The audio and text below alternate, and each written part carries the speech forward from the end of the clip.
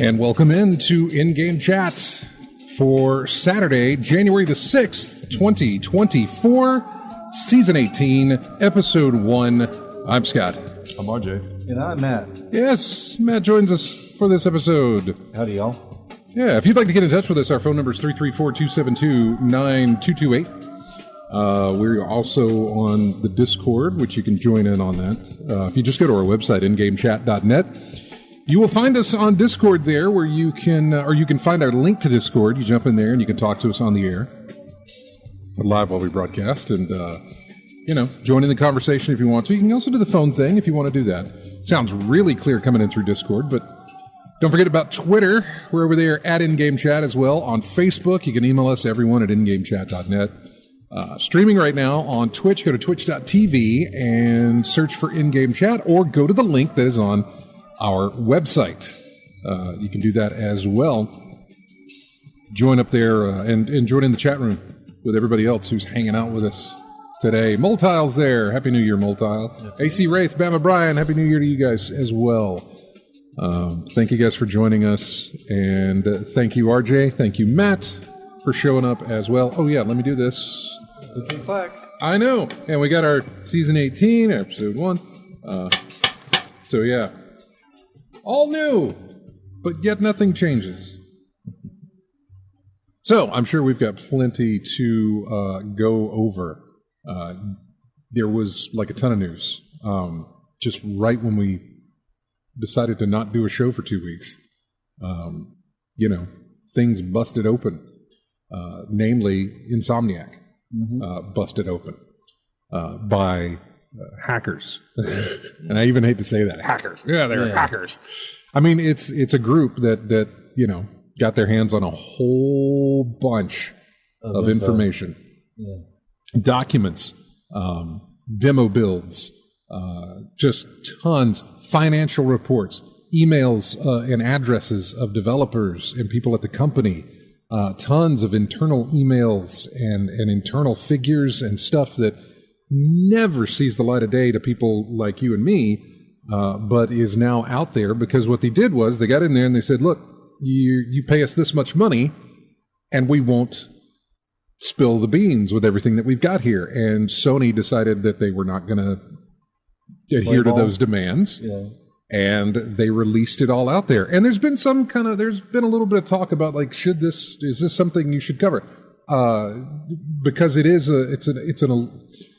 I get it. If somebody gets in and steals a bunch of information and then just puts it out there and doesn't try to hold it for ransom or doesn't have to do that, I get it. Probably a big deal to talk about. It's happened. They have before. I don't know. There was some kind of weird back and forth of like, should this be something we talk? Yes, it should be something you talk about. It's news. Yeah. You don't have to exploit it. You don't have to share the information as far as the personal information of emails. You don't have to put the demos and stuff and rehost them or whatever if you want to do that. But should you talk about it? Totally. Yeah. Totally, I would say exploiting it and sharing the stuff would be right. That's too far. Yeah, and using it for anything other than sharing the information that was in there, because that's what I love. I say I love it. I hate that it happened, but the information that we got is stuff that we've always talked about, wanting to be able to have that information a long time. We've always wanted to have that information that they just don't reveal. Like, what is their deal with Marvel? What do they have? And we now know their deal that they had in place with Marvel. And the other properties that extends into, what they have at their disposal and what they don't have at their disposal, what they can use, what they can't use. How long that deal was going on was massive. Maybe it's kind of a gray area that, taking information that doesn't belong to you like this, right, and then just releasing it, as opposed to ransoming. Right, yeah. Basically doing a blackmail thing, yeah. I mean, both are, It's still bad either way. I wouldn't talk about... It's kind of gray. I wouldn't not talk about either of them, just for the fact that this is news, and then the information you get from them, damn right I'm going to talk about all that stuff, man. Yeah. I've always wanted, because we've always said, like, how does this work? Or what, how, what is their contract with Marvel? We don't know. The Sony's thoughts on how it's doing, or what, the other things that we pulled. There's a ton of information that we pulled out of this. While they went in the direction they went, that information comes out as well. Yeah, they released 1.3 million files. 1.3 million files. And I guarantee you there are internet people who went through all 1.3 million files. I'm sure. A whole team of people. The group has posted 1.67 terabytes of data, spanning 1.3 million files on its darknet site. The data includes footage and files from Insomniac's upcoming Wolverine game, as well as the studio's release slate for the next 12 years. There's also commercial and strategy documents, Slack screenshots, and personnel files that were in there as well. I wonder if this might hurt us, the consumers and the game players in the future, where, like, all right, we're going to have to shift stuff around, or we're going to, I don't know. At this point, it kind of feels like the Grand Theft, and this is mentioned in there, the Grand Theft Auto 6 hack, where they put all that out there, but GTA was like, well, we're not going to start over. Yeah. This you've got early stuff here. We're just going to continue our development. I feel the same way with Insomniac. Only thing I see happening is better contingency plans in the future from right. companies. That's all I can see. Like as much as was revealed, I don't think it's going to hurt Insomniac. I don't know about Sony, but I don't think it's going to hurt Insomniac. If anything, we saw the success of Spider-Man 2, the Miles Morales. We saw the success of that franchise, knowing that there is some standalone games from that franchise that are due up, and a third installment of that franchise as well due up. I don't think that hurts anything at all. If anything, it's like, gives people something excited for. Because normally we wouldn't get these announcements until way into production. They're almost ready. Yeah. Oh, hey, look what we have. Yeah. Yeah. And anyway, I don't think it's going to change their release schedule that I know of. Even if it does, it's not... The likelihood of development that they have going on right now for some of these games that are way far off is early enough that it's not going to matter. By the time those games get released, you're going to forget about all this. You'll remember it, but because you didn't really see much of it. Now, the Wolverine game, maybe you'll remember some of that. That is likely the closest one that we actually have footage of, and demos and everything else, the stuff that was leaked, that might still be fresh in your mind when it releases, but even then, I don't know. Especially if they stick to the release date. Mm-hmm. I don't think it hurts them at all. Sony may be in a different thing because there was a lot of strategy in place. Strategy as far as marketing and advertising and what they're going to do, not necessarily with Insomniac, but just with the company in general. So there may be something there, because there was also memos about their thoughts on Microsoft and things like that. There was, financial reports and all sorts of different things that might hurt in the long run to say that, if you go with Sony, here's what they offer you. If you go with Microsoft can use that as their advantage. Mm-hmm. And if you think a company's not gonna, they're gonna. Yeah. It's not like they're gonna not look at this and say, we're gonna pull some moral high ground here.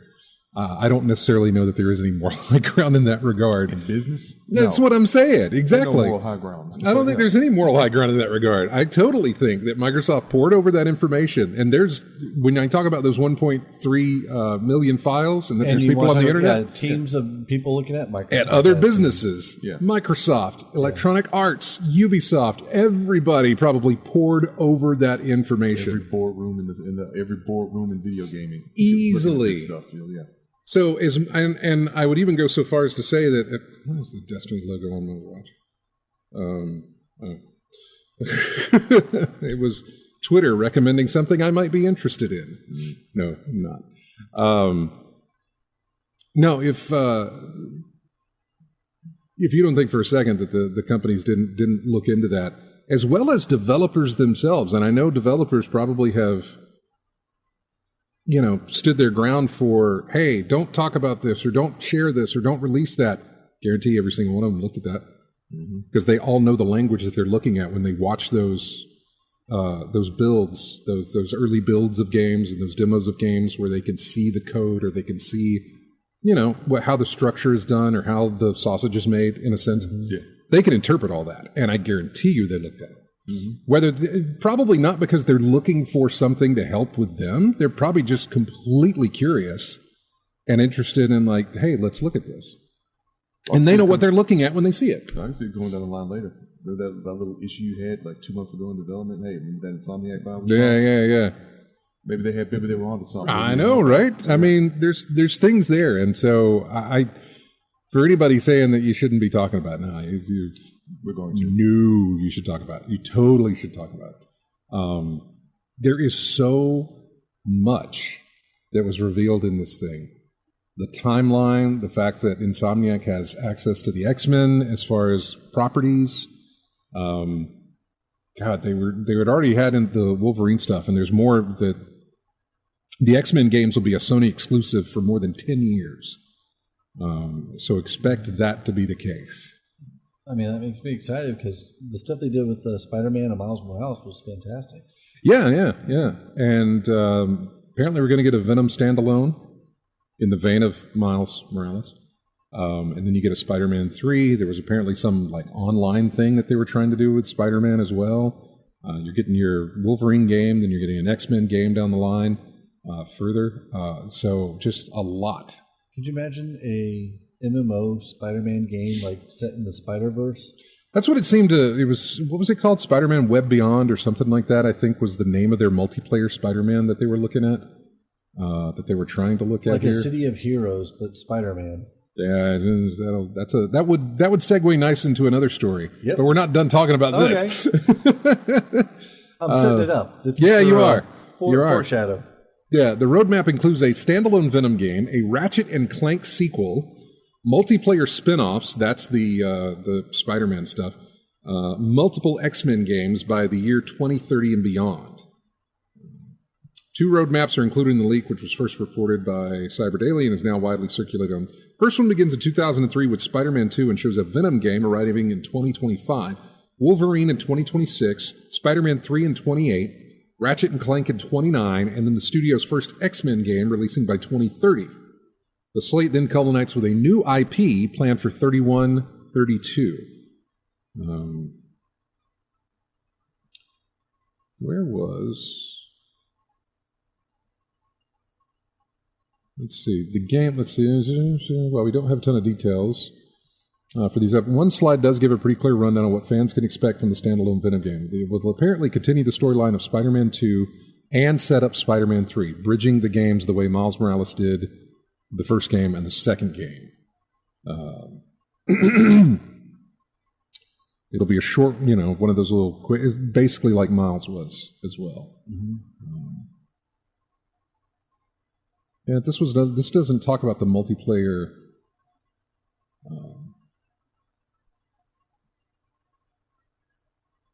The multiplayer stuff they were looking at for. Let's see if this article may have it in there. There was just a bunch in this leak, a massive amount of stuff in this leak.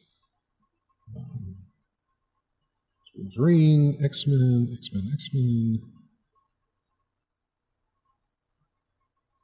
Yeah, okay. All right. Can't find it, but there were 2 little multiplayer aspects of Spider-Man that they were looking at, and I can't remember all of it, but it was just a massive leak.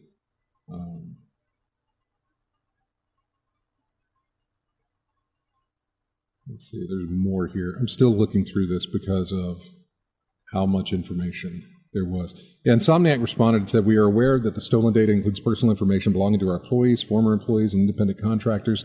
It also includes early details about Wolverine for PS5. We continue working quickly to determine what data was impacted. This experience has been extremely distressing for us. We want everyone to enjoy the games we develop as intended. However, Insomniac is resilient. Marvel's Wolverine continues as planned. The game is in early production and will no doubt greatly evolve throughout development, as do all our plans. While we appreciate everyone's enthusiasm, we'll share official information about Wolverine when the time is right. On behalf of everyone here, thank you for your ongoing support during this challenging time.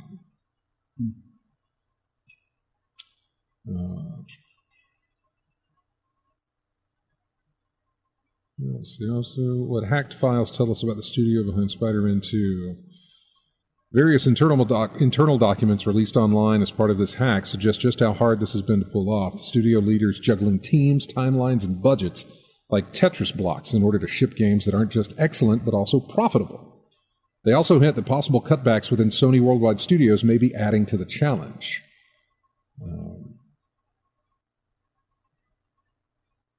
In addition to garnering rave reviews and a Game of the Year nomination at the Game Awards, Spider-Man 2 is what I'm talking about. Sony also called it the fastest-selling PlayStation game ever, despite being a PS5 exclusive.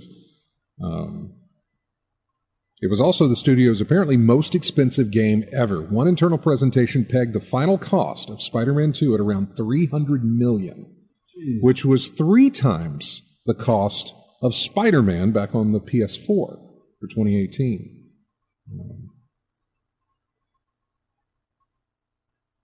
Yeah, it's... Pre-production on the game began in 2018, and at peak earlier this year, there were 264 developers working directly on the project, with an additional 116 contributing in the form of managers, IT staff, and other support roles. 314 minutes of cinematics alone cost over $40 million. The final cost was roughly $30 million over the original $270 million budget, which required the game to sell 7.2 million copies at full price to break even.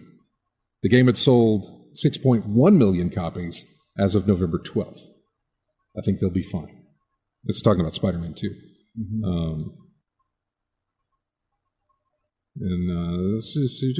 There's another report or presentation from over the summer looking at Insomniac's next 5 years, outlined development improvements the studio hopes to take advantage of while making its upcoming Wolverine action game.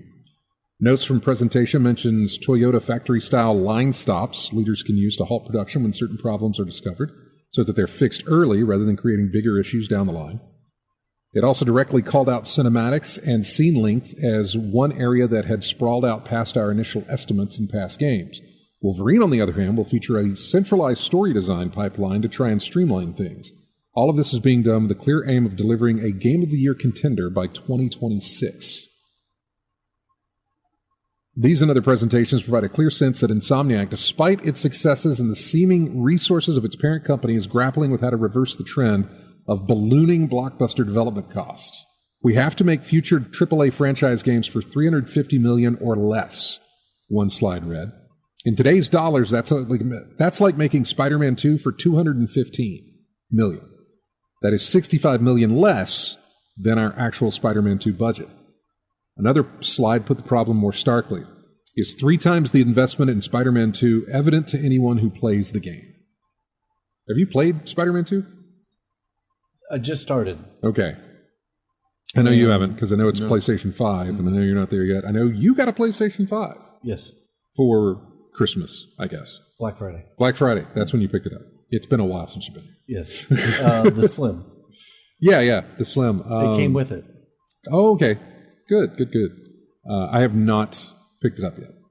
There's a version I want, and I really would like to see that come down in price so that I can get it. It's the Venom statue one. Oh. I know, I really want it. It's like $230, but it's on the, but you can only get it from Sony. You can't it's not available on Amazon or GameStop or, Best Buy or something. Increasing the exclusivity of it. I know. And also the flexibility of it, man. Really reducing the chance that it drops in price as well. Oh, it ain't. Yeah. Not when it's in Sony's storefront, right? Yeah. This is the only place you can get it.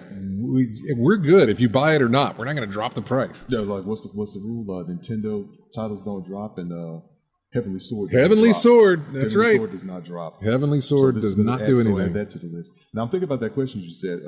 Are players going to see where that investment comes from? Is 3 times the investment in Spider-Man 2 evident to anybody who plays the game? No. I don't see it. I don't see a reason other than prettier graphics. Yeah, I don't know. I don't see. I mean, but anything how else. much is like the graphics and the load time? Is that indicative of the PS5 system as opposed to the game itself? Plus, some have always said at this point in time, your graphics better be pretty. Yeah, You're expecting to be pretty, and load times to be short. Short, yes. So we expect that. So that's not a feature. But the We load expect that. times are based on the machine itself. Yes. Yeah, the load times are going to be based on your console.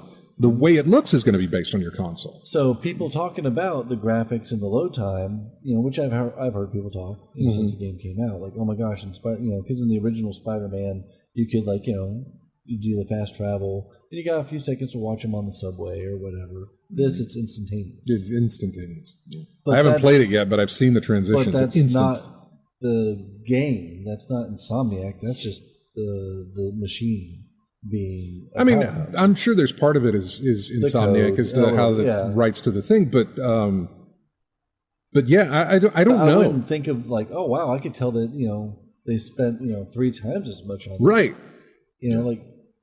Like I don't know. The best that I can compare this to, because it's the only thing that I have fresh in my head because I haven't played that. But before I played Ragnarok, I went back and replayed God of War. That's on my list as well. Right. So I went back and I replayed God of War, easy mode, just burning through the thing, just to go through the story again. Yeah. Which I was doing on New Game Plus. So I still kept all my stuff. And I put it on easy mode, went through New Game Plus. So it probably didn't take you long. Oh, God, no. Did not take not near as long, because I wasn't sitting there looking at every nook and cranny for every little collectible I could find. I had already put in that work. Yeah. So I just wanted to experience the story again before I played Ragnarok. And playing Ragnarok, if somebody were to ask me that question, can you tell we put 3 times the investment in this game than we did the first one? I could easily tell you yes. Oh, really? Oh, God, yes. Oh, my God, yes. Totally. More worlds to explore, more places to go. They had that new DLC. DLC is amazing. And it's free, which is it's completely free. Thank you. Yeah.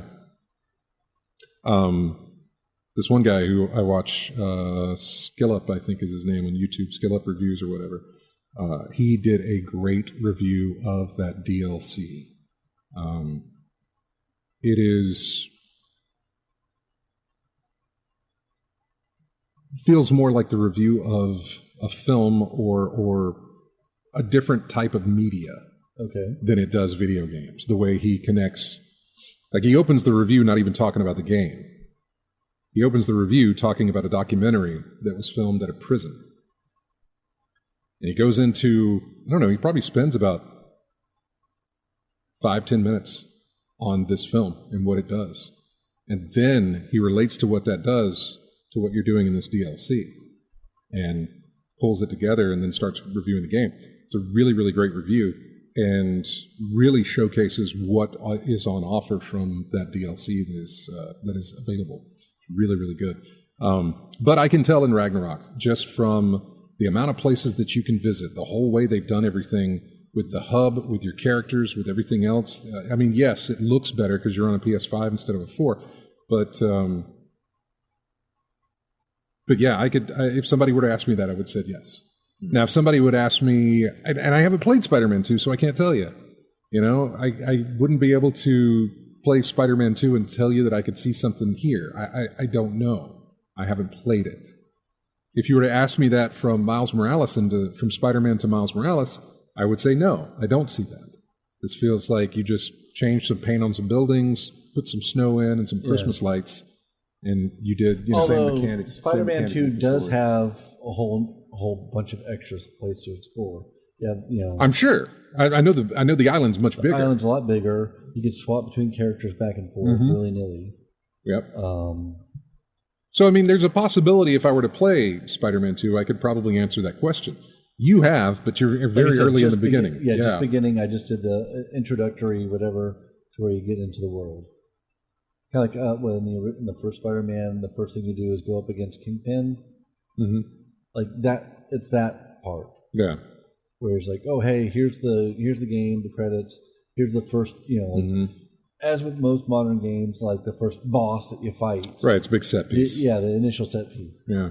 Yeah. It says games like Miles Morales, a stopgap spinoff, offer one possible alternative. The shorter adventure had a budget of only $90 million. And Miles Morales was a lot of fun. It was.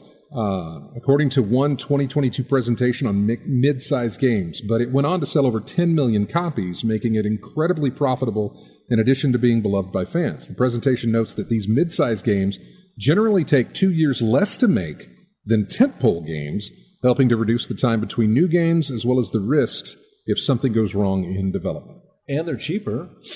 Yeah. So more likely people will like, oh, hey, I see this like $70 game and this, $50 or $40 game. You say they're cheaper, but I'm curious, and I'm sure in all these files there's probably a number in here as to what the budget for the Venom spinoff is. Mm-hmm. Because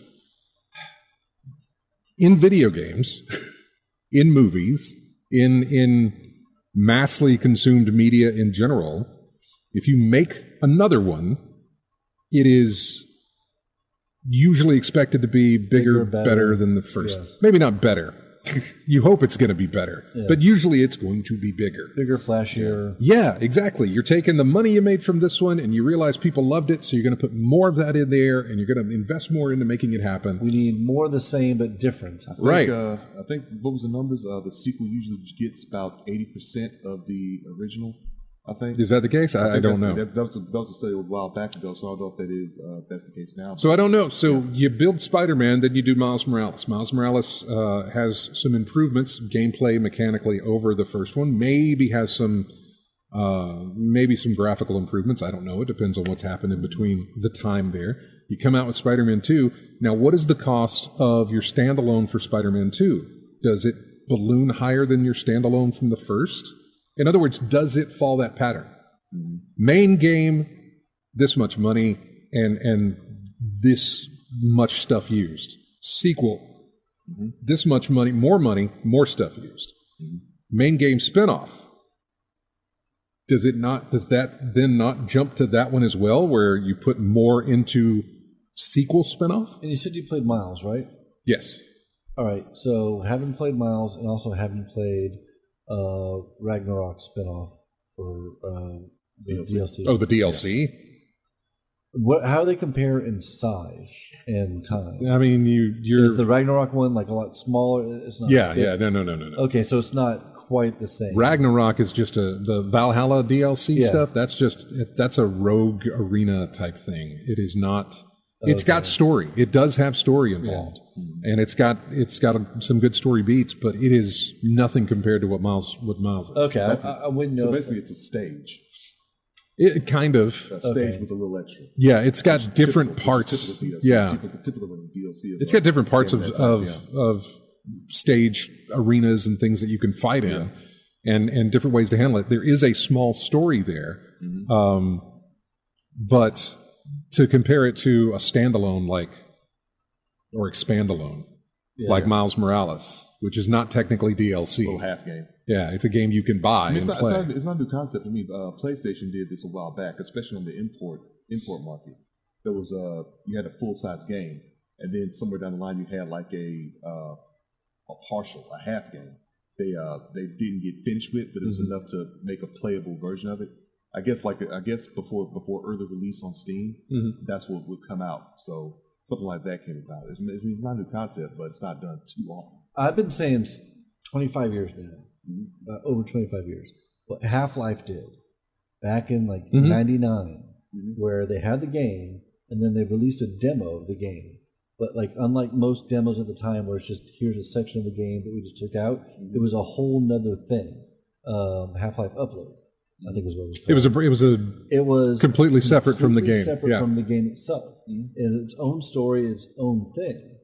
Like if game companies would do that, where bring back some kind of demo like PT was, or something like that, but have it be 100% not in the game itself. So that way you get a taste of what the game is like, but it's not the game beat. So that when you're playing the game, you're like, oh yeah, I remember all this. Let me run through this real quick. Like that was amazing. I wish they would do something like that. I've been saying that. Never played it. The Half-Life. Yeah, I never played Half-Life Upload or whatever it was called. I never played that. It was great because you get more. Even if you played Half-Life and you love the game, oh wow, there's a little bit more here that I haven't played. Mm-hmm. So like fans of Half-Life get to play that and play a little bit more that stuff you have a different experience that they haven't already. If you haven't played it, then like, oh, this gives me a taste of what it's like, and right. It's just, to me, it was win-win. So if they could do something small, free DLC, like maybe I don't know how big Valhalla was, but like maybe not that that size or smaller. Valhalla was a couple of gigs worth of a download. I can't remember the exact size. It could give people a idea of like this is what your game is, yeah, and everything, and then so the people who've already played it, I mean, maybe that's what Valhalla is, like that free demo.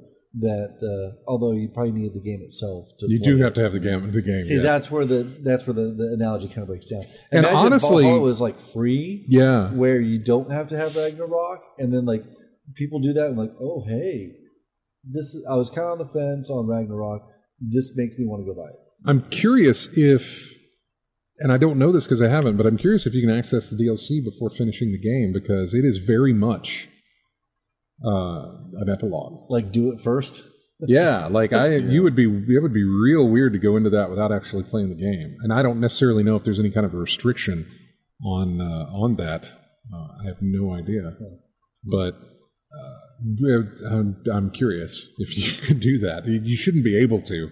But then again, at the same time, I'm also like, why would you restrict somebody from doing it? Just let them do, Yeah. I mean, obviously you want them to experience the story, but I wouldn't withhold content from somebody before. Now, difficulty of content, sure. You want to hold back different things like that, but I don't know that I would hold back the content itself. But, oh, man. So, yeah. Anyway, the Insomniac thing is huge. Spider-Man 3 might be broken into 2 parts. Yeah. Maltall says that it's hard to do that as it takes a lot more money to create something fresh rather than make. And I get that, yes, that'd be more money that they're taking away. And maybe my brain is still stuck in a time when games didn't take billions of dollars or multi-millions of dollars to make. Like a smaller company and smaller teams could actually make a game as opposed to them being. Hey, look, we still got the indies, man. Yeah, they make some quality games for a fraction of what the AAA titles are. True. So maybe this might be something not for AAA titles, but like for some independent developers that could do something like that. Mm-hmm. I would just hate. I think it was an interesting idea. Yeah. Yeah, I'm sorry. I'm still reading some of these, some of this other stuff here from the leak and everything else. So, all right, we're going to take a break. We are at the bottom of the hour here, past it actually. So we are going to take a break and then come back and dive into more news and everything else here. We got phone calls. We got people had Chris in the Discord. He's gone now.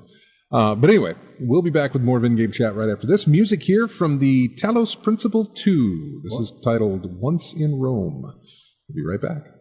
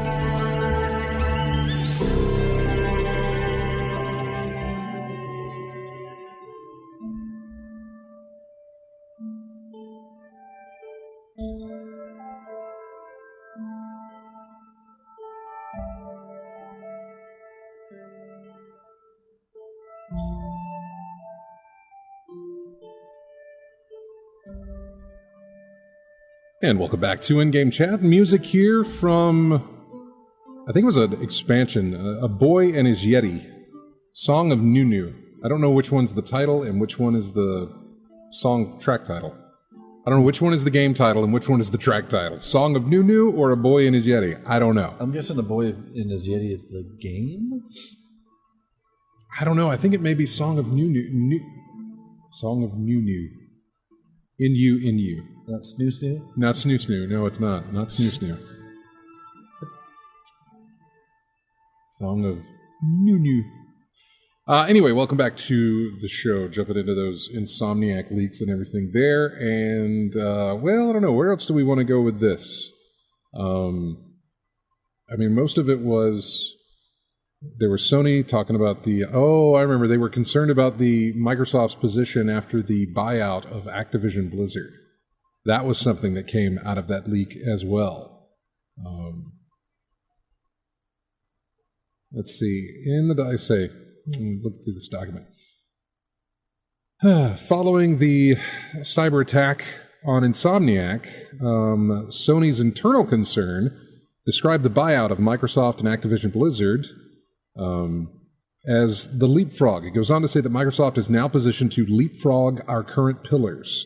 Sony points out the benefits of the acquisition, which arms Microsoft with strong live service games, scale in mobile, and a ready-made PC storefront in Battle.net. It also notes Microsoft is building its own mobile app store to challenge Apple's App Store and the Google Play Store, which is something Xbox boss Phil Spencer has spoken about multiple times in the past.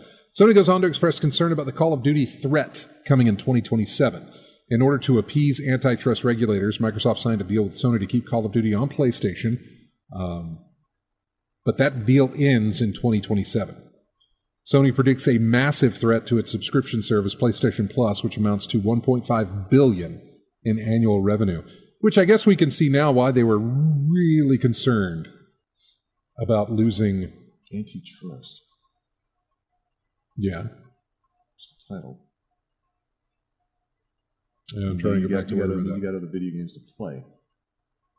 So, well, I'm curious as to, again, in all these things, I don't know if it was shown, but like, how much of that 1.5 billion in annual revenue is spent on playing Call of Duty on your system?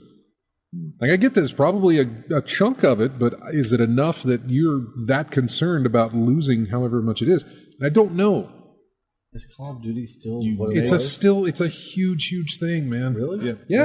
I mean, but we talked about it before. You make games, make something. I know. But they can try and make something, man. But Call of Duty has burned into the mindset of everybody. Yeah, but. And it's hard to battle. It's hard to go against the legacy title. It's really hard to do that. Drop the price. Like 2K did with NFL back then. I know the result was EA shelling out a whole bunch of money to the NFL for that, but you can't exactly copyright first-person military-style shooting. Not in that fashion. You were talking, on the last part, we were talking about, joking about Heavenly Sword, right, and everything. Call of Duty is another one. Like, on Steam, like... On PC, yes. The Call of Duty 4, which came out 07, 08, is still ridiculously expensive. But I'm wondering if that changes, because that was Activision's deal. Yeah. That was Activision saying... here's what we're allowing on those price cuts. Will that change once Microsoft's involved with it as far as the PC price cuts of those? Actually, will it even matter? Because then they're going to be on Game Pass anyway. How much is it? Call of Duty 4 Modern Warfare on Steam is $20. And right under that, there's a package. Buy the Call of Duty Modern Warfare franchise bundle. That's $140. But some of them are still last I looked. Yeah, it's just been a minute, like Ghost or some of the other ones, or which are not new. Yeah. It was still like $50. I don't. For one, I don't look at those whenever they come up in sales, so I don't remember. But I do remember, looking at titles and thinking, oh, that's too much. That's your sale price. That's way too much. for being a sale price. Or you could buy the entire franchise bundle, which is 10% off for $962.60. Oh my goodness. If you want to go that route. $900. That's like almost like the train simulator. Yeah, it really is. If you want to talk about expensive, you want to go for a lot of money for a game, train simulator and the DLC. Yeah. In the document, Sony admitted its pillars are already dated and behind the competition and lamented the elusive perfect game subscription. The expectation of free, best-in-class video games creates an unstable model, Sony said, with subscription revenue not enough to cover investment. A unified console, PC, and mobile experience doesn't exist, said Sony, due to diversity in form factor and computer power. Sony's central approach, it said, remains the premium sales model. The internal documents shine a light on the contrasting strategies between Microsoft and Sony. Microsoft launches its games day and date across PC and Xbox and straight into Game Pass, whereas Sony launches its games first on PlayStation, then sometime down the road, PC, and then sometime down the road, potentially PS Plus. Way down the road. Yeah. In some cases. PlayStation boss Jim Ryan said in June of 2023 that video game publishers do not like Xbox Game Pass. During his pre-recorded testimony for an evidentiary hearing between the FTC and Microsoft, Ryan claimed publishers do not like their video game subscription service because it is value destructive. This is his quote. I talked to all the publishers, and they unanimously do not like Game Pass because it is value destructive, he said during his testimony. Just before that, he claimed Game Pass is unprofitable for Microsoft. The Game Pass business model appears to have some challenges, and Microsoft appears to be losing a lot of money on it, quoting Jim Ryan. These comments came before Microsoft bought Activision Blizzard, though, and now the game has changed. For Sony, it seems the game has changed significantly. The data breach comes as Sony's live service game push hangs in the balance. Last month, the Sony president said the company was reviewing the 12 live service PlayStation games it had in the works and committed to launching only 6 of them by the end of March 2026. Said Sony is still working on whether the other 6 live service games will come out, adding, it's not that we stick to certain titles, but for the gamers, quality should be the most important. One has already fallen away completely. That was Naughty Dog's Last of Us multiplayer game. They're quitting that and focusing on single-player titles. There. What else do we have? Don't want to fly anyway. Yeah, I know. You don't. When you think of Last of Us, I'm not thinking of multiplayer. No. I'm thinking of story and how much it impacts you. Mm-hmm. Yep. No kidding, man. No kidding. It was really interesting to read that, and there's a ton of that stuff out there. Did you happen to watch any of the or look at any of the footage that was released as far as the Wolverine stuff or the early footage of these games that they had in release? I didn't see the footage, but I heard people talking about it. They said I don't think they were implementing his powers, not in the best way. But then again, it is early, so it's very early. It looked very. Oddly enough, and I don't know why Wolverine has parkour elements, but it has parkour elements to it. Well, you've got to have some way for the man to travel. You know, if you're putting him in an open world game, which that seems to be what they're doing, needs to be able to travel, and so. Yeah, that was it. Parkour. Did he have a Wolverine cycle? No. I don't necessarily know. I didn't see him use a vehicle at all. No, but like in the comics and then the... Oh, no, I know. But I'm curious, though, if there's not something like that. But in the footage that was shown, he wasn't using any type of vehicle. The traversal was jumping from rooftop to rooftop type thing and using his claws to climb walls. Yeah. To latch onto walls and pull himself up, that sort of thing. So that seemed to be the way they were going as far as the traversal aspect. Parkour wouldn't stick out. I mean, his history does have influence with the Yoshida clan. Mm-hmm. So some martial arts or ninja-like movement, but parkour, I know. I don't know. That's just how they used it. I don't necessarily know that it is that, but that's just how it was written in their little slides and stuff. So, you say jumping from rooftop to rooftop, and that makes me want to have an open world Teenage Mutant Ninja Turtles. Well, who is it? Ubisoft? I can't remember who it is. They're working on Last Ronin. We got the tease for that, I don't know how long ago. and I don't remember who's working on it. Maybe it was a THQ game, or was it? I don't even know who owns the property of the Ninja Turtles anymore. It was some company. They're working on the Last Ronin video game, and I don't know that that's open world, but feels like it might be. Yeah. Black Forest Games? Yeah. Published by THQ Nordic? THQ, hey, there's one for the old. I love it when I get a win from my memory, because those are so few and far between as of late. Right. At our age, yeah. I don't necessarily credit it to age. I credit it to everything There's I've a been lot through. of gray hair in this room. Oh my god! All this XP on our heads. Yeah, boy, it's a lot. We're the ones telling Link it's dangerous to go alone. We're not Link anymore. It's dangerous to go alone. I did it once. Man. Yep. So anyway, that's we could go on and on about this Insomniac leak. Yeah, there's 1.6 terabytes of data that was put out. Yeah, so much. Yeah.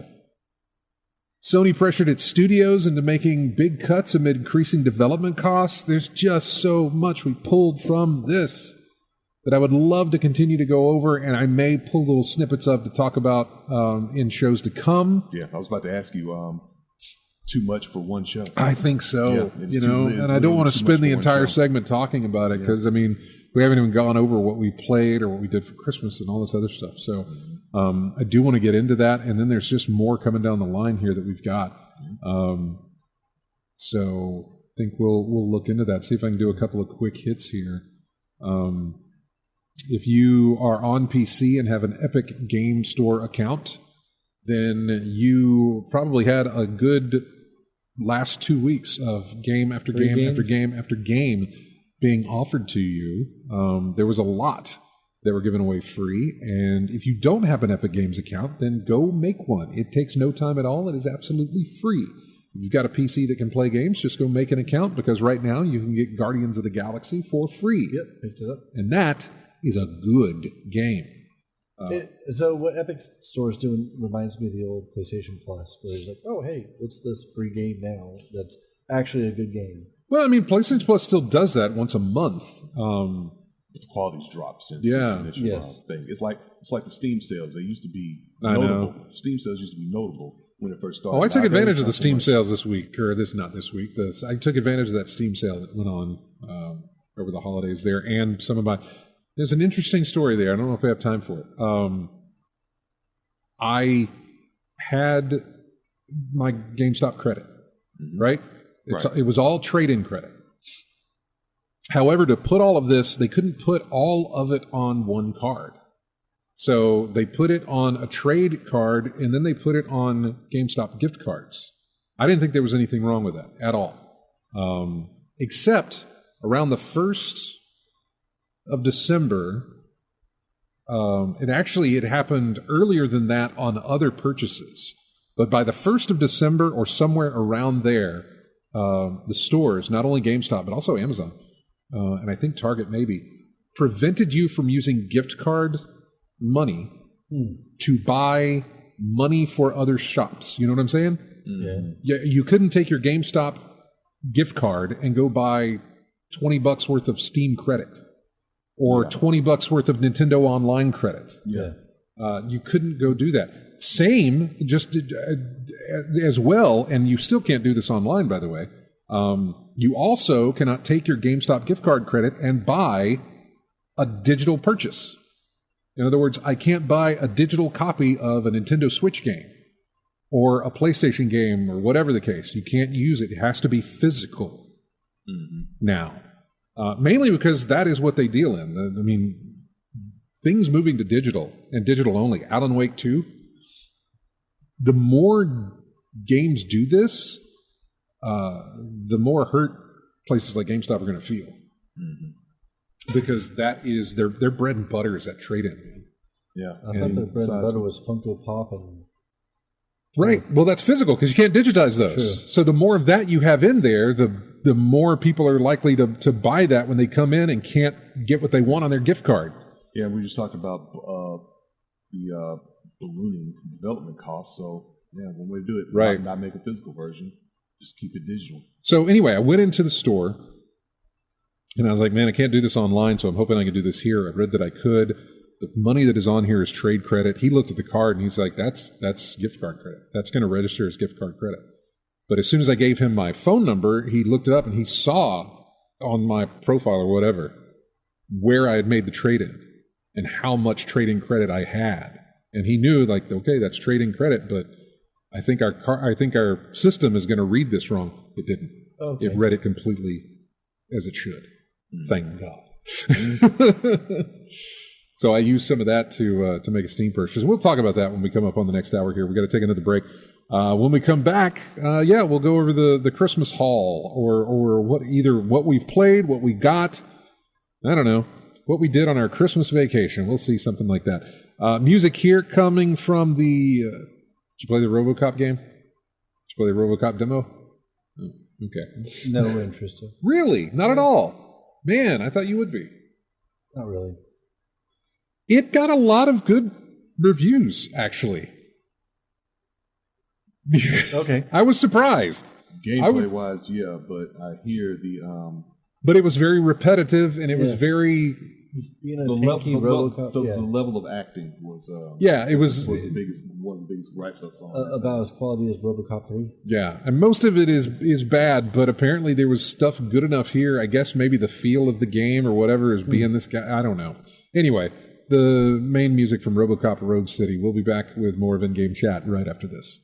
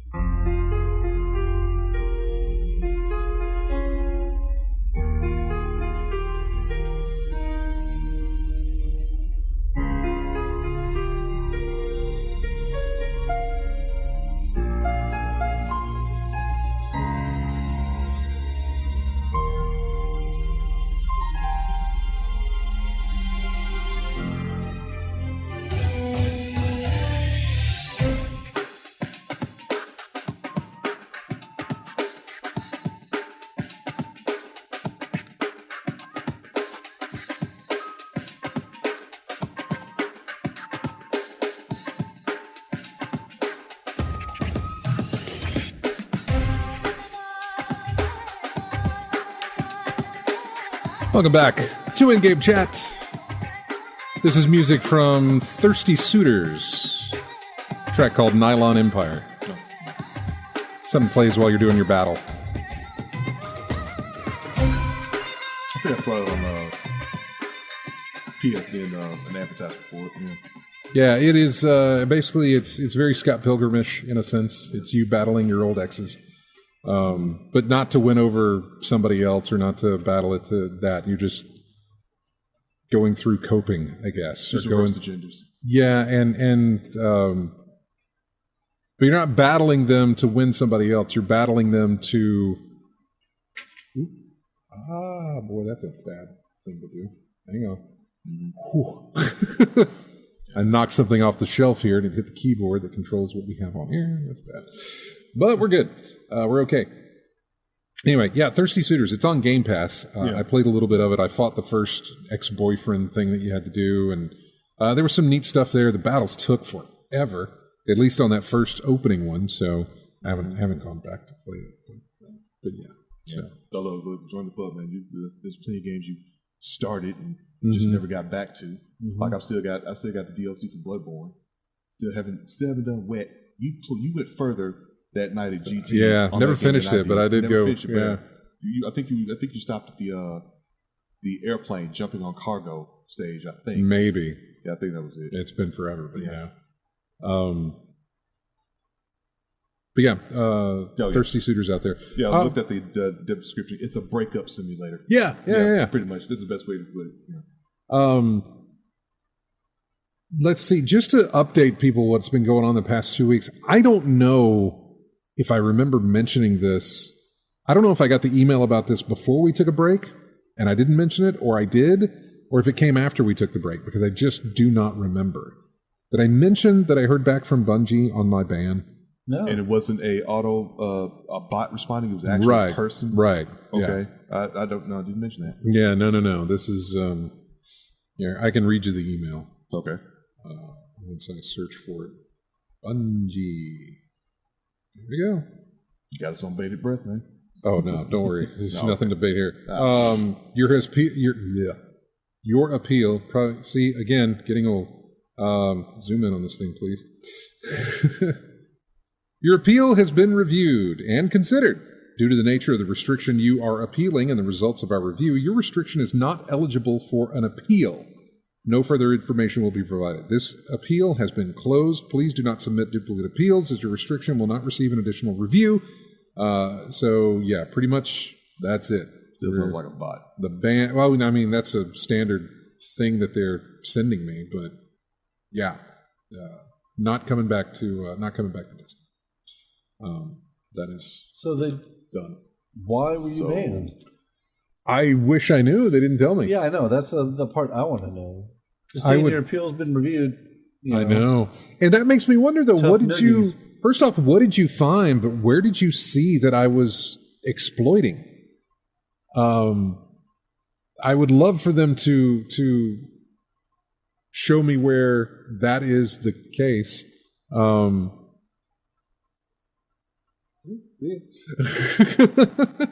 I would love for them to show me where that is the case, where they saw any kind of, like, here's where you were doing blah, blah, blah. I have no idea. I was playing Iron Banner at the time, so I'm very curious as to what had happened. Part of me is like, you know what, I'm kind of glad for the ban, because I wouldn't have been able to play as many games as I've been able to play. Yeah, in a way that Bungie has forced the issue and made Scott play other things in his library. Which is perfectly fine. I'm okay with that. It's been nice to go through a holiday season or a long break where I do have time to play games, and I have options. Yeah. And I mean, I get that all the options were always there for me, but it was always a sense of, well, why don't I just, if I'm going to be doing this, let's put some time into Destiny, because I can move things forward for the season and that sort of thing. Were you feeling that it was Destiny was kind of like a more chore than fun at one point? It was coming to that, and if it was, and I'm sure there were some times when it felt that way, but it was easily coming to that. It was easily coming to it in a sense that I've come this far, and we've got this last expansion coming out. Play it through that, see it through. Yeah, see it through. Just see it through and go through it and be done with it. But you played this much, why not finish it off all I can? So yeah. Okay.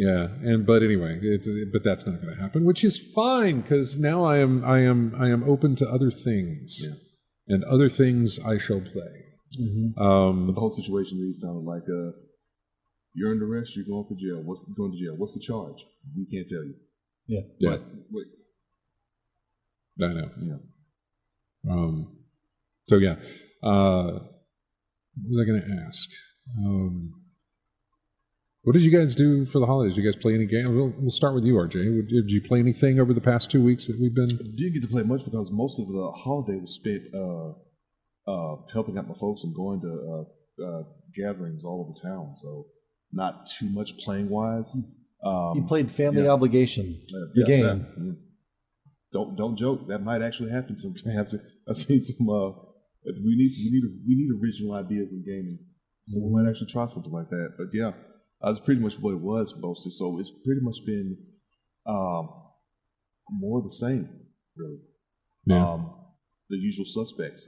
Grand Theft Auto Online, Virtual Fighter 5. Still trying to improve my gameplay in that. I've narrowed it down to the fact that my defense in that game is poor, because I do not know matchups very well.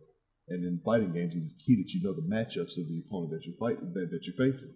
And me being the type that plays like one character until I can learn every aspect of the character, I haven't really played with any other characters. I mean, the best I can get is either playing them directly or watching the replays from the internet feed of other matches that's gone on online as well. So it's just a matter of improving my defense and learning matchups. That's what I have to do more than anything else, and catch up on my total matches played, because I've just got to 830, 840, And there are people online with 10,000, 11,000 matches under their belt. So yeah, I got pretty much a long way to go. But I'm having fun during the struggle, but just keep plugging away till something good happens. Yeah. Anything else? Yeah, that's pretty much it, really. Just it? Yeah. What about you, Matt? What's been playing? I mean, it's been a while since we talked to you, but what's been dipping into gaming wise? So I completed finally Ghost of Tsushima. Oh, okay. And the little expansion that they had. Did you complete that on PS5? Yes. So did you get the director's cut and the one that had wasn't there a PS5 upgrade to that game? Or yes. No? Yeah, okay. Yeah. And that's you got all of that stuff and okay, good. It's pretty game. Pretty game. My goodness. You playing on a 4K? Yes. Oh, good, it's good. Yeah. It's a beautiful game. Because I had it on PS4, and I got to the third island. I mean, the third section, because the island's broken into 3 different sections. So I got to the third section, and I just, by the time that, in my life, I think I put it down. That was the end of the PS4 era. Just various stuff. So I never finished it. So I finally finished it, and so I remember enough about it. I did my whole thing. I completely uncovered the entirety of the map.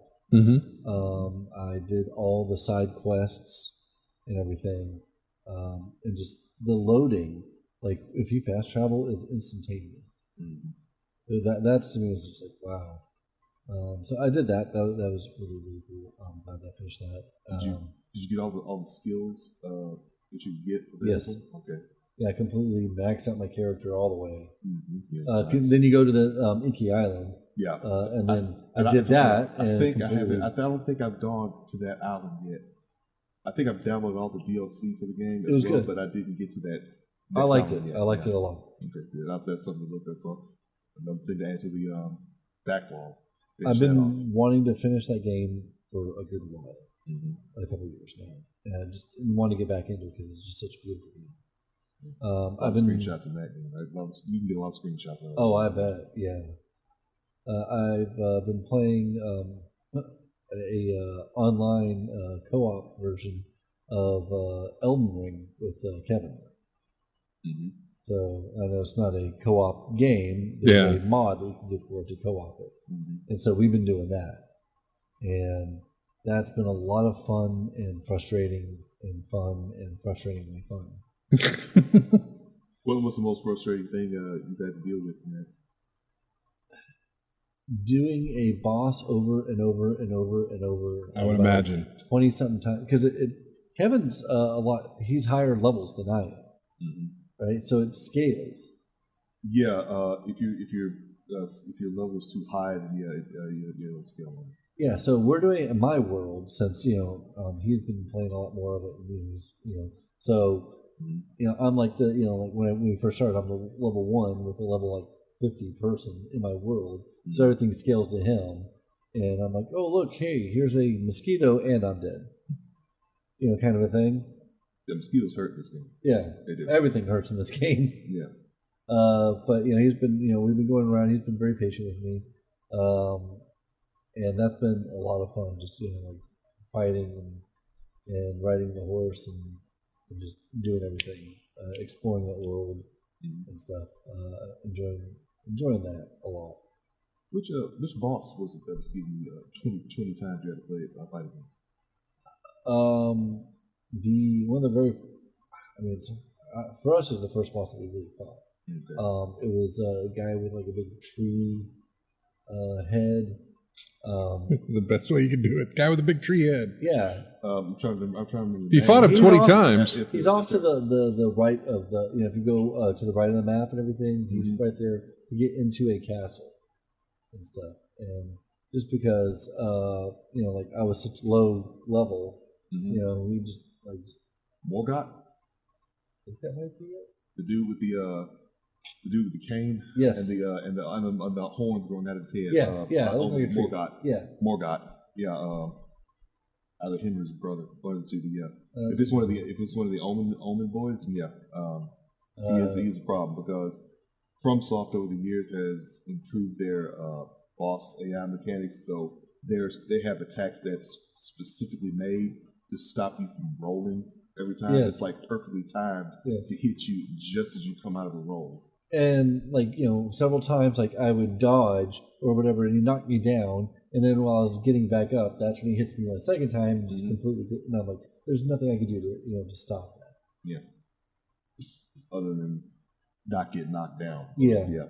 But sometimes that's hard. Yeah. It's Especially just learning the battle with it. Yeah. But like, we would do that like over and over, and we just kept on dying. All right, let's try it again. Let's try it again. Let's try it again. All right, tomorrow night, let's do it again. And tomorrow night, let's do it again. And he was recording it. Kevin was like recording it and streaming it. And then like, sometimes the game would crash because it's not supposed to be co-op. Yes, yeah. People, old times really allows co-oping if you were in the same covenant and summoning or something like that. And then when you're summoned, you lose half your health and half your items for healing. So whereas this is like the whole game we're just co-oping as a mod. Yeah. And so sometimes it gets a little wonky and it would crash. And so he's like, all right, I'm not going to stream this next one and record it. And that's when we beat it. Of course. I was like, oh man. So yeah, I've been doing that.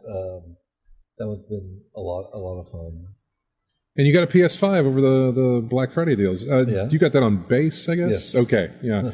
There was a good PlayStation 5 Black Friday deal at like Target or whatever, but you probably got a good deal. Yeah. From the base, or at least on that version of the console. Yes.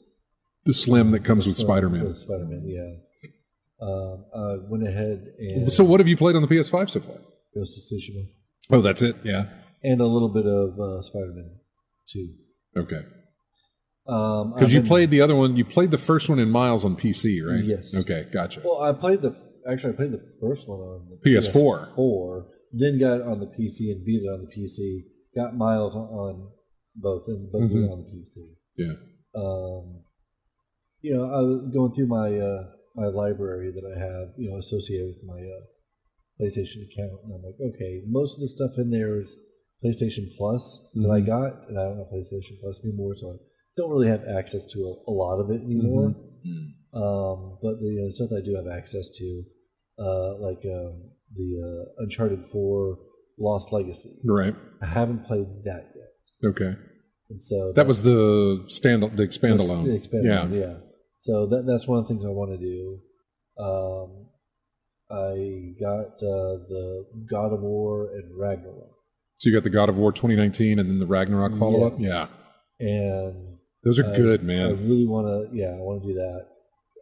That story is phenomenal. The way they went from the first game to the second game, and just it feels completely self-contained. Like you did not have to play any of the previous God of Wars. It's enough there. But the fact that they went from that first game into the second game and really just kept carrying with it the notes and the tones and the story of everything that they were doing in the first one, and just pushed forward with it in the second one without it being or feeling, I don't want to call it exploitive, but extra bombastic, or just here's what was great about the first one, let's just throw more of that in there or something like that. It's really, really done well. It is. I relate it to what they did with Ezio for Assassin's Creed. Yes. Where everything you liked about the first Altair. game, and put it in the Let's sequel. Just make it really cool. And just made it better. And then they fleshed out that character's life with Brotherhood and I can't remember the third one. Not Syndicate. No, what was it? Not Unity. Brotherhood. Bloodlines? No, it wasn't Bloodlines. Oh God. What are the three? And that's somebody's going to have it. And I know you're looking it up, but somebody's going to have it. Mm-hmm. The Ezio trilogy. Yeah. It was Assassin's Creed 2, and then Bloodlines, and then there was a third. Brotherhood. Or Brotherhood, and then there was a third. It starts with an S. I'm probably totally off. Let's see. Was it Ezio trilogy? Yeah. Assassin's Creed 2. Assassin's Creed 2. Then Brotherhood. Revelations. That's what it was. We couldn't figure it out. Those were great. those were, I mean, it fleshed out the life of the character, and I mean, I don't want to say that this is the same quality you're getting.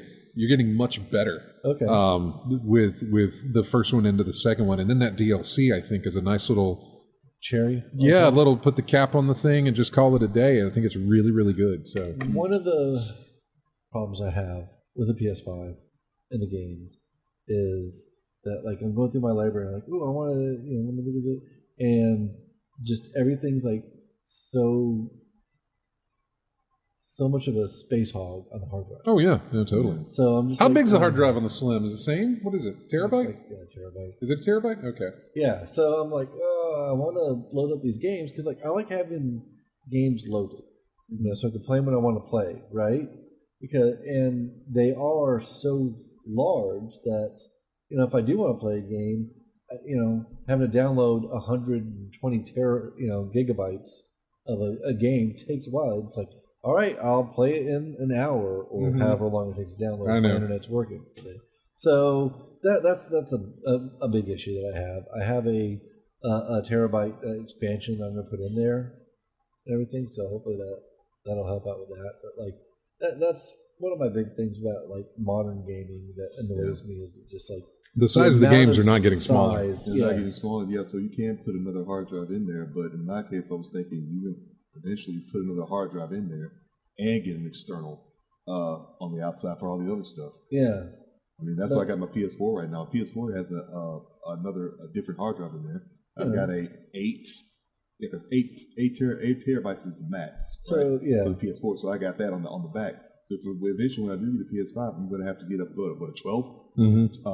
Because they're pretty much about the same price as the 8. Yeah, Ghost of Tsushima is 86 gigs.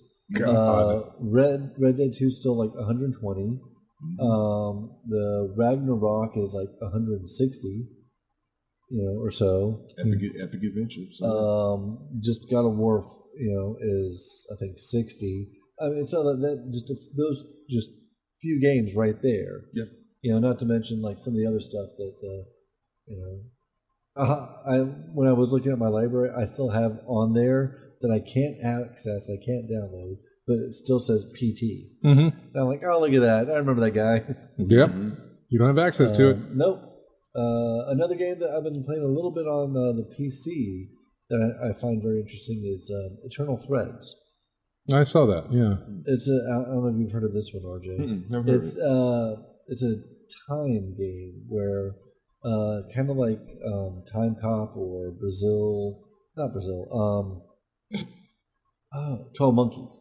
Oh, okay. Where like you were a time agent, and like the idea is like we developed time travel and we messed everything up. So now you have to go back and kind of like fix the problems that we messed up. And you're at this one house in London where 6 people died. They weren't supposed to. They died in a fire. And you can go back a week before the fire and like just sort of like sort of watch events as they go through. And so you're watching like, all right, here on this day at this time, here's this event, and like you kind of get clues of what happens. And you can sometimes alter, like if they have a choice, like this guy's like, even if it's small choices, like, hey, I'm about to go to work. Do is there any mail? And you can either say, yes, there's some mail, or no, I didn't check. And the guy just walks away.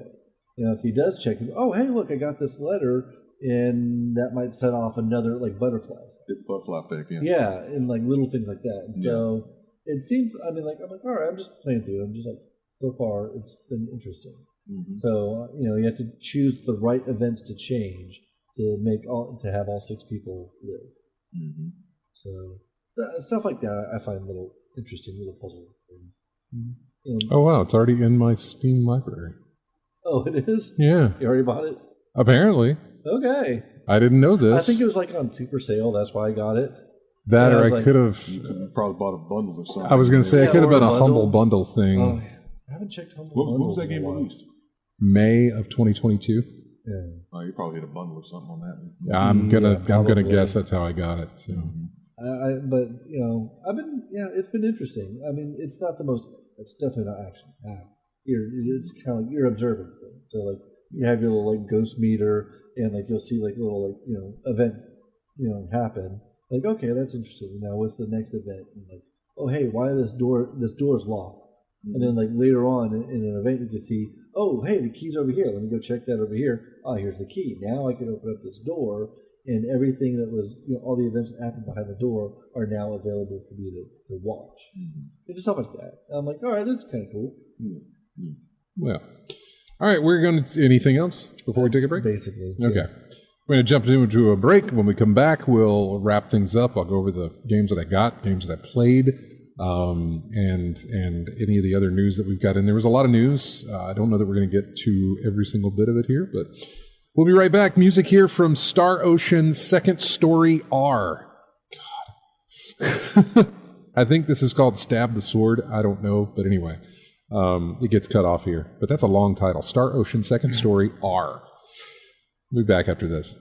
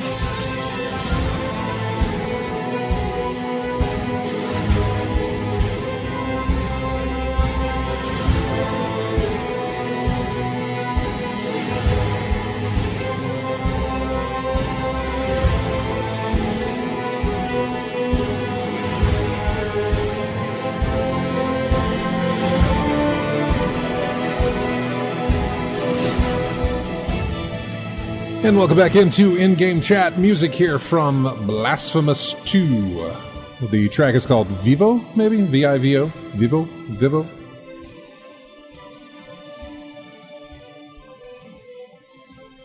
Yes, it was a good holiday weekend, or holiday weeks, I suppose, for game playing. I played more of Cocoon, which I still find as one of the most original looking games, and just really, really fun to play. If you've got Game Pass, check that out, Cocoon. It's really, really something to enjoy. Nice little puzzler. With Wilford Brimley? He is not involved with it. To my knowledge, I haven't beaten it. So that's not to say, old Diabetes himself doesn't show up at some point in the game. But it's unlikely, given everything that you get here. It's just a lot of fun. I played more of, is it Gris or Gris? Gris, I think? Gris? Yeah, I can't remember, but I played more of that. That is a stunning game. I thought I had finished it, but I haven't. And no, that's a great little game. Again, also on Game Pass. What else did I play? I started Control. I've started that twice. I know. I have only started Control. Didn't the thing drop to like $10 at one point? It's been really, really like the whole, all of it with the DLC and everything, like $10. Yeah. Okay. Yeah, it's been really low. I could look at the Steam database and tell you how low it's actually been, but yeah, it's been low. So Control, playing more of Finding Paradise, which is look, if you played To the Moon, then you know what you're getting out of Finding Paradise, and it is still moving in that same direction, and I'm very much looking forward to playing more of it. Being a very moving, just a wonderful little game. It's just a really, really wonderful little game. Kind of a lot as the way To the Moon was, and then the bridge between To the Moon and Finding Paradise was Bird Story, which is very quick to play, and it does tie in. I got to the tie-in part just recently here with how it ties in. So, been playing Marvel Snap, been playing Doors Paradox, of course, on PC, and what else did I play on PC? I got Dave the Diver, which I haven't played yet, but I do have Dave the Diver. That's such a good game. Yeah, I got Talos Principle 2. I picked up the rest of the Room series, the Room 2, the Room 3, and the Room 4. Got those. Old Sims? Yeah. I'd already played them on the iPad, but, on the Apple Store, I'd already played them there. Yeah. But I picked them up on PC because they'd be fun to play. And I've got the... Did you have Room VR? I do have the Room VR for my MetaQuest. Yes. Okay. That is a series I will never not double dip or whatever on. Old Sims, is that 4? That's 4, yeah. Okay, then I have them all. No, they're great. I got the 2 Ori games, Ori and the Blind Forest Definitive Edition and Ori and Will o' the Wisps, which I realize is on Game Pass, but I really wanted it to play on the Steam Deck as a portable option. So I picked that up. What else did I get? Red Dead Redemption 2 on PC. I grabbed that during the Steam sale. I'd been wanting it on PC for a while, and finally... It's great. Oh, it's fantastic. Again, a lot of space. I know. Now I need to figure out, and I know that I can't, but I need to figure out a way or try and find a way that I can import my save from my 360, from my Xbox into there. Good luck. I know. I'd really like to find a way to do that. I don't necessarily want to start over, but I would like to find a way to somehow do that. Or if anything, just download a save state that is close to where I am at the game. I'll be missing out on a lot of side quests to get to that point, but I don't know. We'll see. Or maybe I'm not so far into that game on my console experience that I can speed through it on PC and get there. I don't know how far in you are story-wise, but for me, the last time I played it, we had just uprooted camp from where you start. Oh, wow. And moved into that other area by the river or whatever. Yeah, just basically getting to that point, which I feel like is still early in the game, but I don't know. So, what else did I pick up? Marvel's Midnight Suns Legendary Edition. That was on sale. And so I grabbed that with all the different DLC or season pass, the season pass with it, and then all the different costume changes and everything else that you can have for your characters. So I got that. I picked up Dredge. I know that Dave the Diver and Dredge are doing a crossover collaboration thing, but I was really interested in getting Dredge. I picked up Strange Horticulture, which is very fun. There is a demo for that. And I've actually been putting in a lot of time in that game. It is very easy. You run a store, a little plant shop. And you take care of some customers that come in, and then your day's finished, and then it moves on to the day 2. And there's a lot more to it than what I'm just saying. But it's so easy to open up the game and play a day's worth, to play like, I'll just play this day, and when the day's complete, I'll save it, and I'll exit, It's really easy to do that. You're identifying plants. So you've got a bunch of plants, and a customer will come in, say, I'm looking for a plant that'll help me with, I've got stomach issues or something like that. So it'll tell you what plant you're looking for. You open up your plant book, you find the name of that plant. It's going to give you a drawing of part of the plant. It's going to give you a description, and you have to look at the plants you've got and match what might fit. You give it to them, it works, yay. Then you can label that plant in case somebody else comes in and asks for the same thing. You'll know which one it is. So yeah, there's way more to it than that, but that's a lot of what you do. And I don't know, I find that very just easy and fun and nice to do. It's real nice. The music, the setting, the whole thing is just really, really good. Strange Horticulture is what it's called. I also picked up a game called Against the Storm. Played a little bit of that. It is a base builder, but it's got a lot of great reviews. But it is a base building type of game. I've only done like the tutorial, but I do want to put some more time into it. Played a game called Slay the Princess. That's an interesting little horror game type thing. Yeah. It was real cheap. I don't know how I got it or when I picked it up, but I bought it. you have a narrator telling you, like, explaining where you're at. And I thought it was strange because it sort of made like fourth wall references type stuff when it was doing the narration type of thing. I remember at one point it gave me options of where I could go, and of course it wants me to go to the tower where the princess is at, but I tried to go in a different direction. And the narrator made some convoluted statement about why I'm still in the same place and not moving, and basically forcing you to go to the tower. And it talks about, look, if you don't kill this princess, it's going to end the world. And you want to know why it's going to end the world, but the narrator kind of won't give you that information. It says, we don't have enough time to go into that. You've got to kill this princess. It's going to end the world. And then the princess talks to you and gives you some very vague threats if you decide that you're going to go through with your killing or whatever. It's interesting. It's really, really interesting. So the choice is all on you. Huh? So the choice is all on you. There's a lot of choices, yes. Yeah. But even if you decide to kill the princess, which I haven't done, it continues. It's not, the story doesn't end if you're able to kill the princess. This sounds like the setup for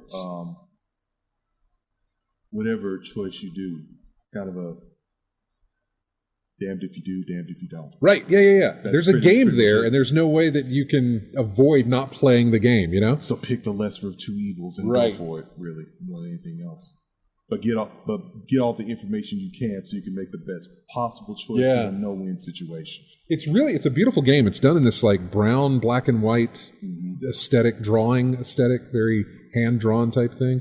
Moltal says, I watched a lot of Slay the Princess and it was really fun. Plan to buy it very soon. Keep with it if you can. It removes choices that you have picked before. So you are not rewalking paths, which is a great innovation. Which is interesting, yeah. So, like I said, Against the Storm was another one I played. Rusty Lake Hotel. I haven't played any of the Rusty Lake series, but I started Rusty Lake Hotel. Never heard of it. Yeah, that's an interesting one. Very puzzle-ish, very point-and-click puzzle-ish. Very odd in its presentation and some of its tasks that it sets you out to do. But it's very much how can I do that? How can I put this into a thing? Kind of room escapey. Okay. Yeah, so you'll go into a room and that'll be your mission. You know, your mission will be you need to do these things inside this room in order to get out of this room. And it's all about, finagling with things and like, okay, go open the curtains to the window. Now open the window. Now shut the curtains. And a breeze comes through and it blew the curtain into a candle, which lit it on fire. And then, all these different things that go with it. But Rusty Lake's really, really cool. They have a whole series of games. I've been playing it on the Steam Deck, along with Finding Paradise as well. So yeah. Really cheap game called Defunct. Bought that for like $1 on sale. It had really great reviews. It's a racer. I haven't played it, but, it's $1. So I gave it a shot. It was $1 on sale. So I was like, sure, okay, I'll play Defunct. I'll buy you Defunct. I also picked a game up that I had on my wish list for a while called Station to Station. This is a train game, but it's done in voxels. Yeah. I guess because where we are, I was thinking it was going to be like some radio. Oh, a radio thing? Yeah, no. No, it is very little quaint and cozy type looking game that, you have a train and then you have all these different things that need these different resources. So your train goes to you got to build the track, make it all work. Yeah. Wonderful. Watch some videos on it because apparently it's more than just that. It is ways of stacking bonuses and doing all these other things to get the highest score out of it. So I'm kind of curious about that. And finally, I picked up Baldur's Gate 3. Yeah. That was gifted to me by a friend. I got Baldur's Gate 3, and I haven't started it yet. I did launch it, and I did get to the character select screen or the character creation screen, and at the time that I did that, I didn't realize it was going to be a lot of choices in there just for character creation. So I have left it alone for the time being, but I will eventually move forth in that game and do something with it. I don't know. I got to get past character creation screen first. I watched a video on the character creation screen about, here's how you should get. First off, don't do a lot of stuff to your character until you've picked most of what your character is going to be, because there's a certain setting in there. There's a certain subsetting of selections when you're creating the character, which will change the look. So if you spend a bunch of time working on the face and the eyes and everything, if you're working on the details of what your appearance looks like, and then you go into character creation, you'll lose everything because of a selection that you're going to make, which has these 3 different looks of a character. Yeah. Once you get that, then you can go in and start changing the face. Yeah. Get the macro done first before you do the micro Yeah. stuff, Definitely. It's like they really shouldn't have even made that an option until you'd gone through that. It's kind of pretty much a standard in a lot of character creations. It's basically you don't want to change the details of your character's face, and then you want to change the species, and it changes every little detail you did because that's a different species now. Right. Different things apply. But usually in the case like that, they'll tell you if you change races, all of your stuff details will go back to neutral. Are you sure you want to do this? In my experience, that's what they usually tell you. Yeah. But even it may have done that. It may do that, and then even if it does, then you're screwed because then you have to pick one of those. Start over. 3 things. And I can't remember at what point in the character creation process it is, but it's like, here's my point.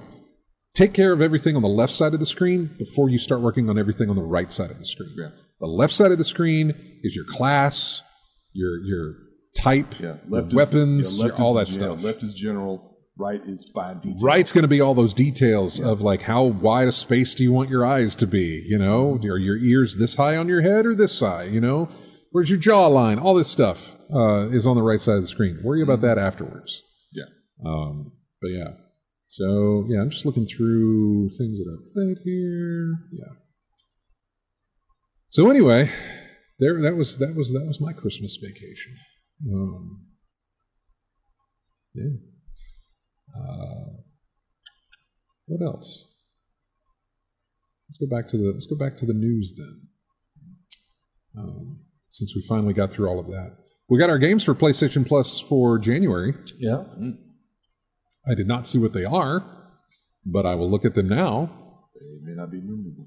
You're going to get a Plague Tale Requiem, which I think is the sequel? It is. Yeah. Evil West and Nobody Saves the World. You can start downloading those games they started Tuesday, January the 2nd is when you could. I guess Plague Tale is the best of the bunch. I think I've looked at I played it. Weird West? Evil West. Evil West, okay. I played Plague Tale.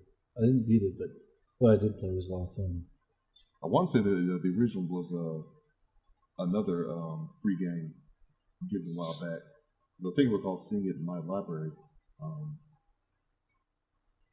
before. Yeah, I'm. Let's see. Nobody Saves the World is a bright, cartoony, Zelda-inspired dungeon crawler. The team behind Guacamelee. Oh, that's a good one. Yeah. So there you go. I was looking at what was last week, or not last week, but last month.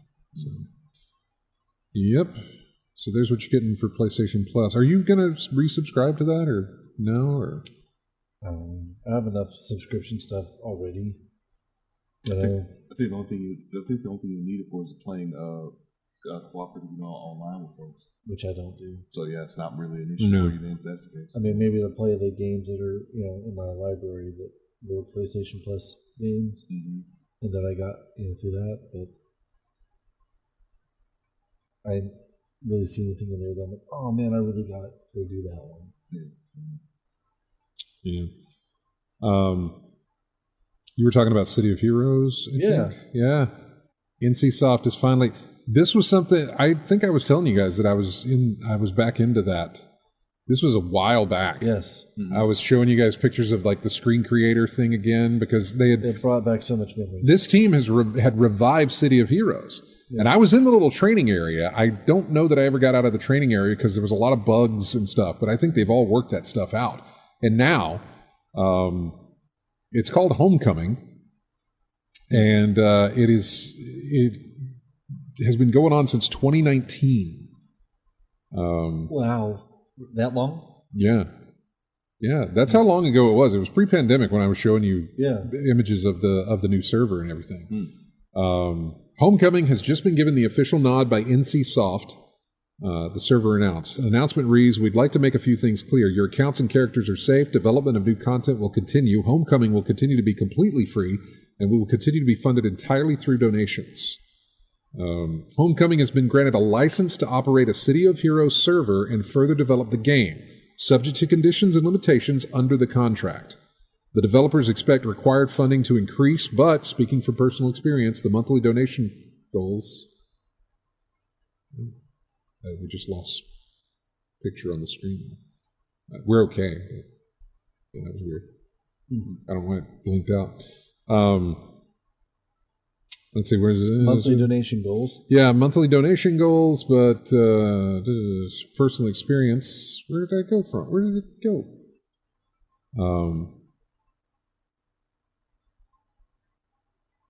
Further subject conditions. The developers expect required funding to increase, but speaking from personal experience, the monthly donation goals that keep the server running are filled in days, if not hours. People really love this game. Yeah. This does mean that the game is still subject to shutdown, but NCSoft was technically in their rights to call curtains beforehand anyway. Surprisingly, it seems that was never likely to begin with. We've had a really positive and productive relationship with NCSoft for over 4 years now, so we do not anticipate there being any issues. One interesting consequence is that this may impede other private servers from obtaining an official license, which are out of scope according to the developers. So, at present, the atmosphere in the Discord server is electric.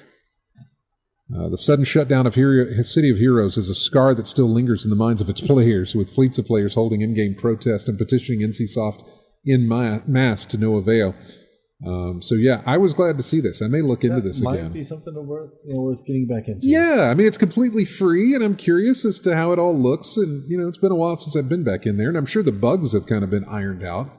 Like now that since I played it, would I go the same route of powers? Would I do different powers? I don't even know what's unlocked here. In other words, do they still have to follow the rules? Do they still have to follow it where, hey, you can't pick the Praetorian, I think is what it was? Like when you hit level cap, you could create an alien? Mm-hmm. The Praetorian or something? I can't remember what it was called. Then there's City of Villains. I know this is Heroes, but did they merge that? Can you do villains? Or, I don't know. I know. The base building.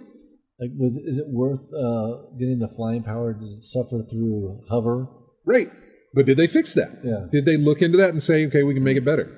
I don't know. This is I'll just have to look into it and see. I remember our days of playing. I think I went teleport. I did super jump. Super jump was the one I respect into. Yeah. Everybody went super jump after that. Basically became the best of the travel. Because it seemed like fly would be great, but that hover was so slow. Hover was horrible. Flying got better, but you had to basically max out your endurance and a bunch of other slots just to make flying worth it, or at least competitive towards what teleport and what super jump and what speed could do. Yeah, I think what it was flying was nice at first, but yeah, I think the biggest gripe was it took way too much to get your flying up to snuff. And hover is exactly that. It's just hovering. You're not supposed to really go. I think the name itself will tell you you're not going to go a long distance anyway. You're just going to float. Bama Brian says you get travel powers at level 4 now.